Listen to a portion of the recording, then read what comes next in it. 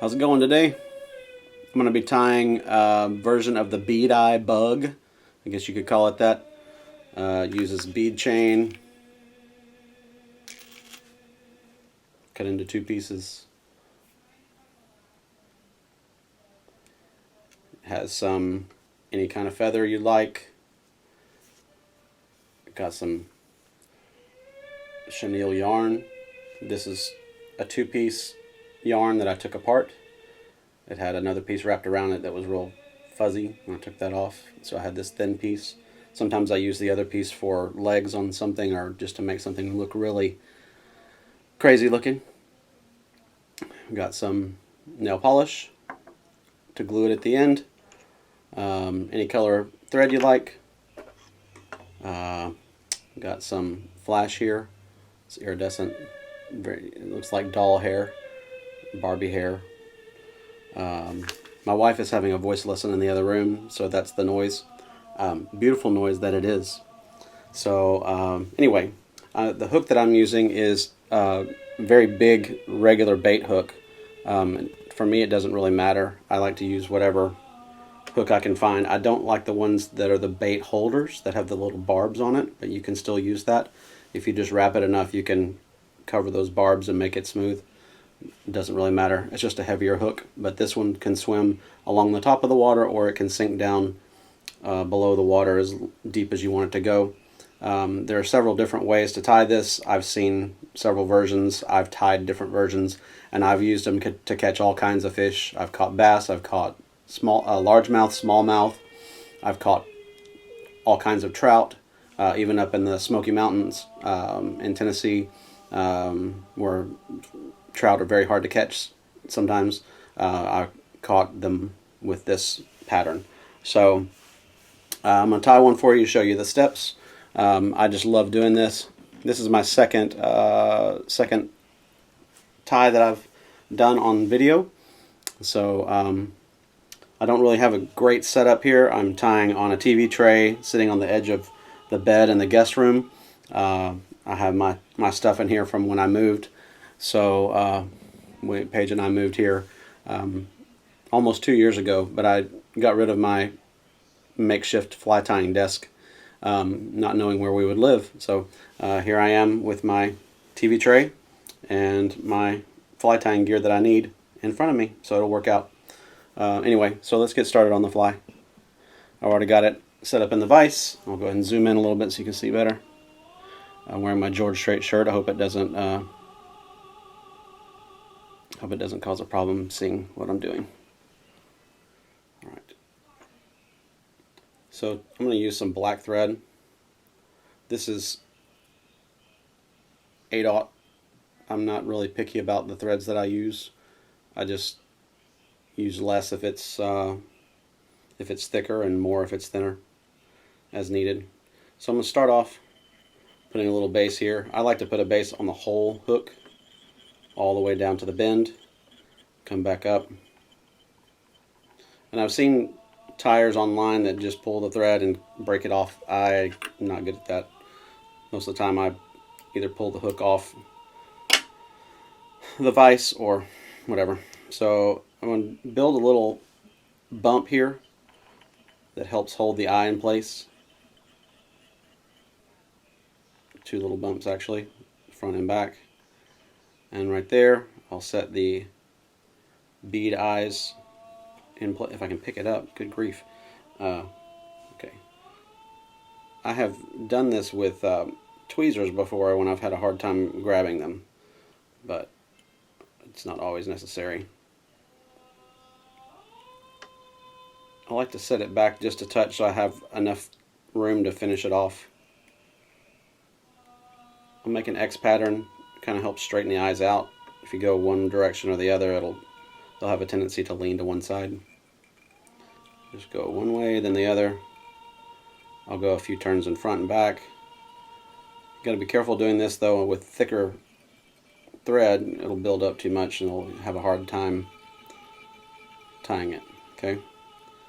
Take a few more passes on the hook down the shank and get down to the tail end.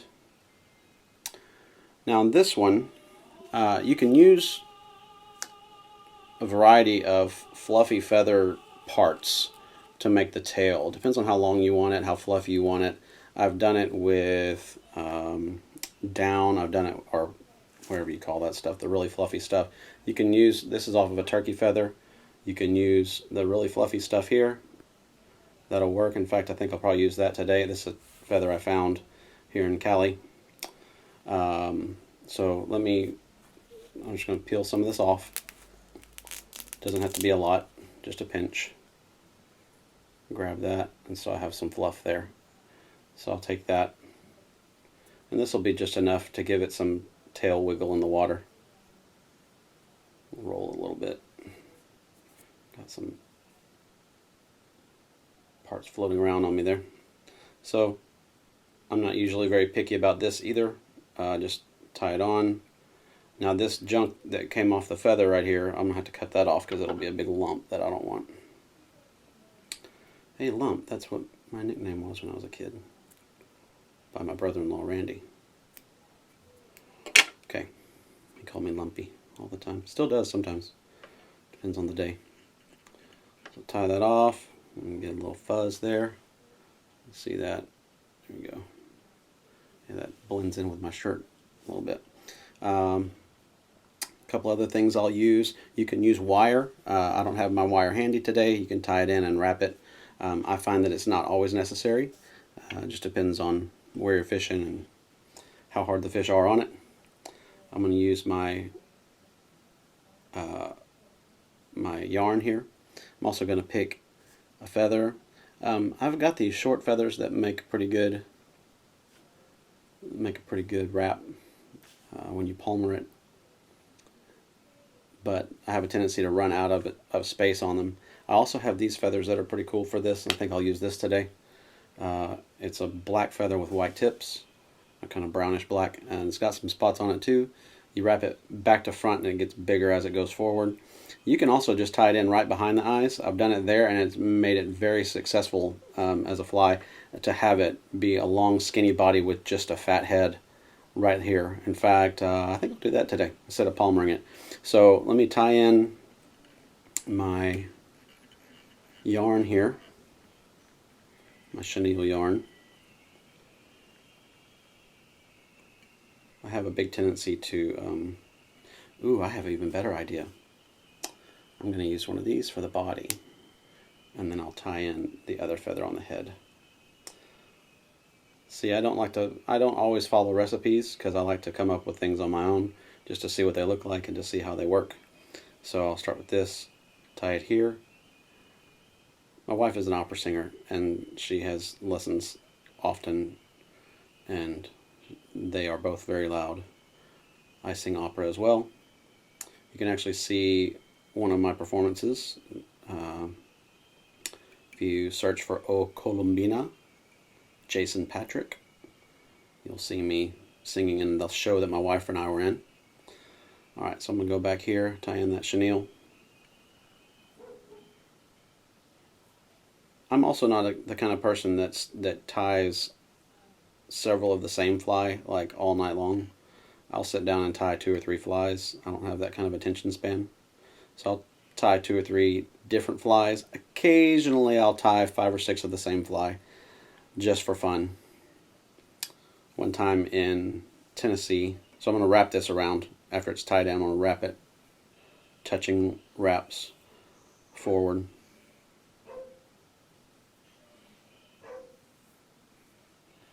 In Tennessee, I was at Bass Pro, and they have a framed picture of a guy that used to live out there. He was kind of, I guess, kind of a legendary guy out there in Smoky Mountains, and he had a bunch of different flies that he used specifically in the mountains there. And so I picked one that I thought looked pretty cool, and they had the recipes written next to the displayed flies. I picked one and wrapped it, and it did okay. I guess if you're somebody that lives out there and fishes there all the time, you get to know the way the fish work better out there. So I just used my ways, but I tied that cool fly, and it was pretty fun. So I've got the body wrapped. It doesn't have to be very thick. You can see the thickness there. So I've got this piece here. and I've got the tail. You can also, and I think I'll do this, you can also peel the barbs off the feather on one side so it's not doubly thick. I think that's kind of cool to do sometimes. Okay, there we go. And this is the case where sometimes it is good to have that wire because this very thin feather will snap under pressure. But if it does, you can just cut it off and you'll still have the wrap around the head, which I'm going to put on in just a little bit.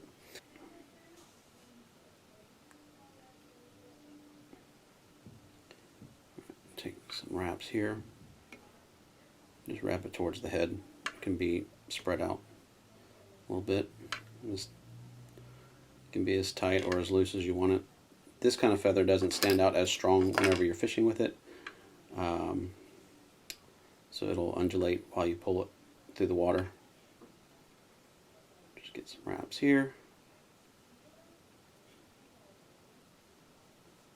Okay, that's pretty good there. Go ahead and tie that.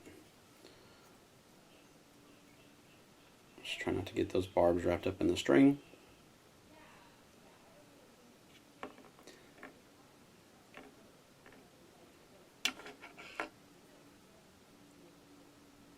Cut it as close as you can, and hopefully you don't cut the thread. I took off a couple of barbs with that cut. Clean that up here.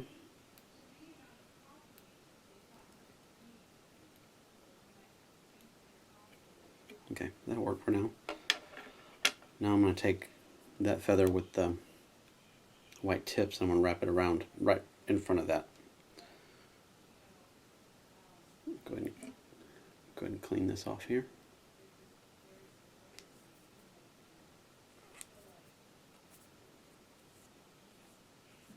Like it is. Trim this off. You don't have to do that, but I don't know, I just do. Pull it, hold it on the tip, pull it back.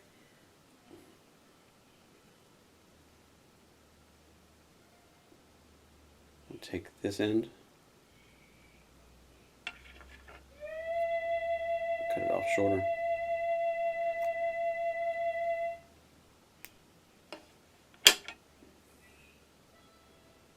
Do that.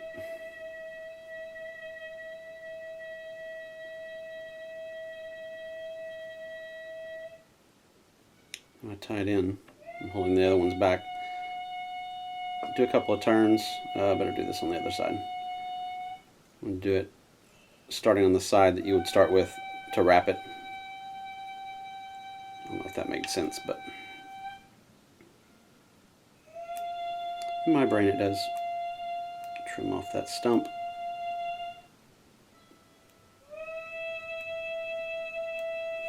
Paige is getting core today, sounds like. Working on finding that core space, blending the chest and the head voice in the middle. Alright, so I'm going to take this, I'm going to turn it so that I wrap it. Oop, I don't know if I tied that in right. You want the dull side towards the tail. Yeah, I tied it in backwards. Well, it doesn't really matter.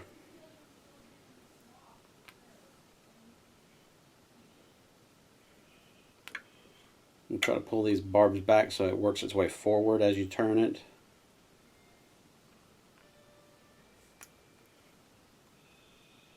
It also doesn't really matter. It also doesn't really matter how long these barbs are, in my opinion. Some people will say, oh, I like them to be not past the bend of the hook or the depth of the hook or whatever. To me, the buggier it looks, the better. So that's enough. I've turned 2 or 3 times. Go in and tie it off here. I might have put a couple of extra turns that I didn't need to, but get the idea. Trim that off.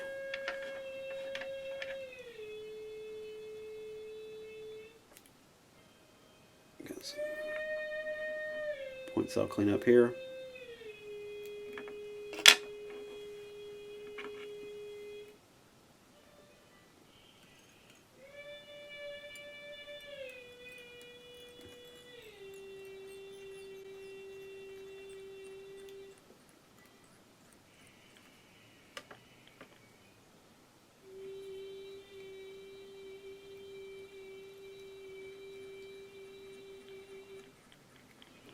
Get some wraps to build up the nose here a little bit. Build up between the eyes a little more. I've seen some people that take the feather and kind of bunch it up and use it as almost like a dubbing. You can do that too around the head. Now typically I don't make my heads that thick. I usually run the feather right up to it. Today that's just the way it worked out. I'll do a half hitch there around the end of the hook 2 times. I learned this way from Dave Camus. Thank you, Dave. Go around 2 times. Pull the back loop through the front loop twice.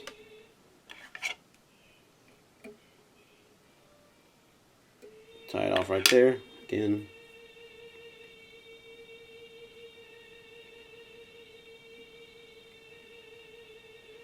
Now this is not the most beautiful fly. Often mine are not.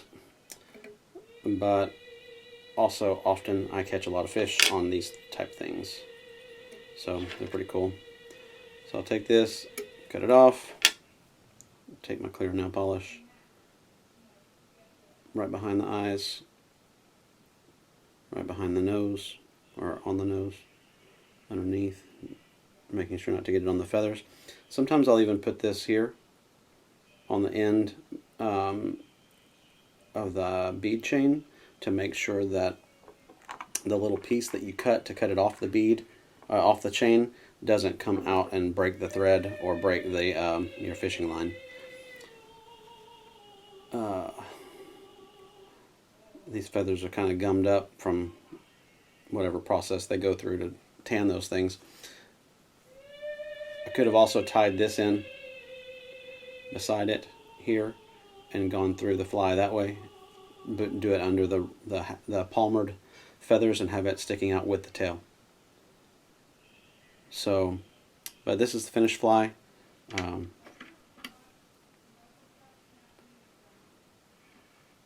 Got kind of a gap there. Just kind of work it out, but when it gets in the water, it tends to fix itself. So, anyway, the tail will swim really well, and the palmering will undulate kind of like a jellyfish or whatever. So there's the fly. It's a fun little fly, and I think it'll work out well today. Well, not today. I'm not fishing, but there is the finished fly. It's ugly, but it catches fish. Try it out. Post some pictures or something. I don't know how that works. And good luck fishing. Thank you.